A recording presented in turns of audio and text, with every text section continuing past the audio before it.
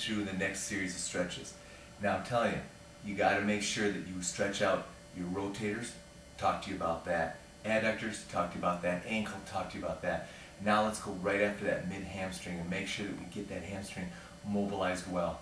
You know, once you get your hip rotation and your adductors, what I find is hamstring mobility straight up over top starts coming off real easy. Let me show you what I mean. We're going to take the band, we're going to hook it onto the arch of our foot. We're going to slide the foot once again into the wall. Make sure you keep that baby tight against the wall, because what's going to want to happen is this is going to want to come. I don't want to see you stretching with that thing up here. This is not the stretch. What this is going to do is just make your low back take the hit. Put the foot tight against the wall, grab the band comfortably about 8 inches, and just start loosening it up. Try to keep your head flat on the floor if you can, and you're always pushing with your heel. Always pushing with your heel. And go ahead and take it up. Drop down. Push it again.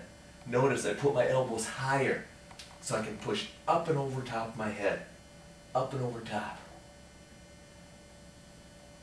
Now, if that's not good enough, I'm going to reach up a little bit more. I'm going to pull down some more. Notice now, I got my elbows way up over top, and I'm trying to push.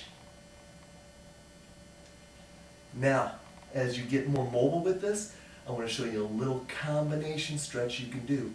I take the band and I put it behind my head. I grasp the band here. Now the band is no longer tight around my neck.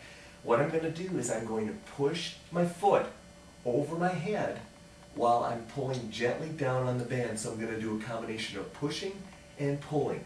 So it's going to be pull, push, pull, push, pull, push. And I'm just going to pull, press, pull, press, pull, press. I want to get that little bit of extra right there.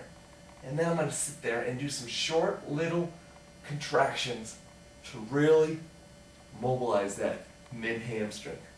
But you know what? Before you go there, get your adductors, get your hip rotators, especially your hip rotators, and make sure you're mobilizing them. Now you got to make sure you stretch your hamstring all 3 planes of motion. So then take yourself out and stretch it out here, making sure you stretch your hamstring and get more of that medial hamstring. And then make sure you come across your body and get a little bit of the lateral hamstring and stretching that out. Way over top. But don't let that right foot move. Stretch that hamstring in all 3 planes of motion.